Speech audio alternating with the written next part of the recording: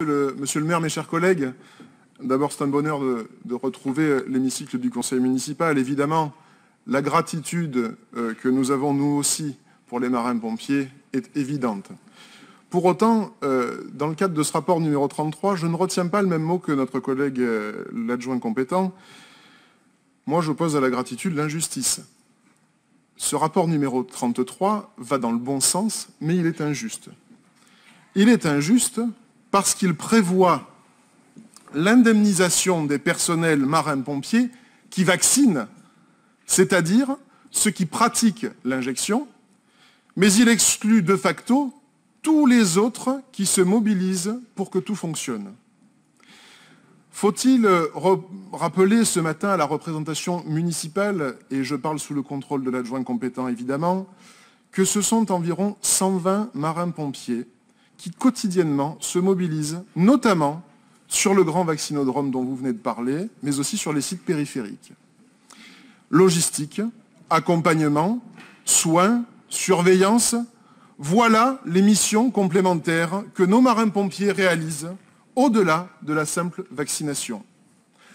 La population est unanime, tout comme nous tous. Les gens sont compétents, ils sont gentils, ils sont disponibles, ils sont bienveillants.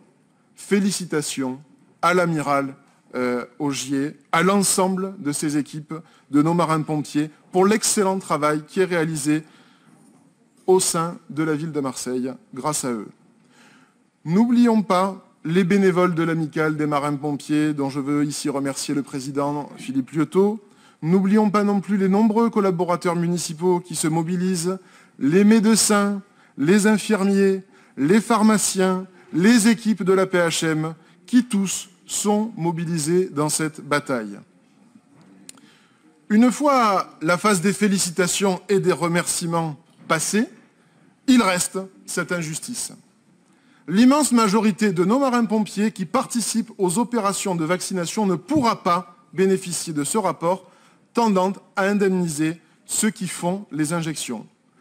Aussi, monsieur le maire, je souhaite que vous demandiez au gouvernement, puisque nous accueillons des ministres de façon tout à fait régulière pour voir ici à Marseille ou à Coudouce le travail de nos marins ou des sapeurs-pompiers, je souhaite que vous demandiez au gouvernement de nous permettre de verser une prime exceptionnelle Covid à l'instar de ce qui s'est fait l'an dernier, ou alors d'obtenir l'accélération, et c'est peut-être plus facile, de l'augmentation de la prime de feu que nous avions fait voter il y a quelques mois.